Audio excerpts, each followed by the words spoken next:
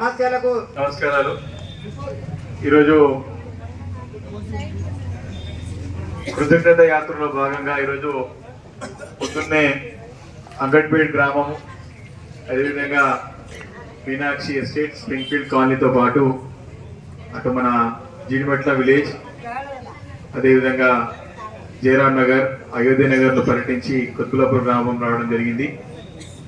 మొన్ననే వాళ్ళందరూ వచ్చి కూడా సన్మాన కార్యక్రమం పెడతా అంటే సన్మాన కార్యక్రమం వద్దు, మనం ఇంకా చాలా సేవ చేసి 20 సంవత్సరాలు ప్రజల్లో ఉండి ప్రజలతో సేవ చేయాలి కాబట్టి సన్మానాలు వద్దు, ఇంకా మనం సేవ చేయాల్సిన అవసరం ఉందని చెప్పినప్పుడు మరి నేనే వచ్చి అందరికీ సమావేశంలో కృతజ్ఞతలు చెప్పి వెళ్తాను, ఆ ఏర్పాటు చేసుకున్నామని చెప్పి మరి ఈరోజే కార్యక్రమం స్టార్ట్ చేసుకున్నాం.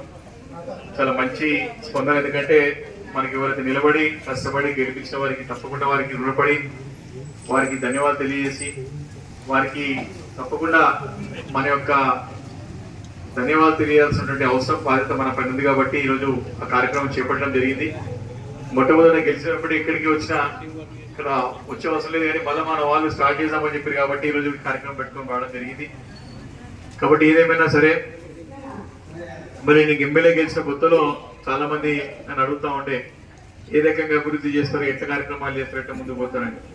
ఎప్పుడు ఏదైనా కానీ కొత్తులాపూర్ పేరు మాత్రం నిలబెడతా అని చెప్పిన ఈరోజు వాస్తవంగా మీ అందరూ కూడా ఆశీర్వదించి మరి నన్ను గట్టి మనసుతో అంటే గట్టిగా పట్టుదలతోనే నిలబడి మరి శ్రమించి మరి ఆశీర్వదించడమే కాదు, మన తెలంగాణ రాష్ట్రంలోనే 2023 జరిగిన సారథ్య ఎన్నికల్లో మరి కుత్బులాపూరి నంబర్ 1 నిలబెట్టారని చెప్పి ఈ సందర్భంగా మనవి చేస్తున్నాను.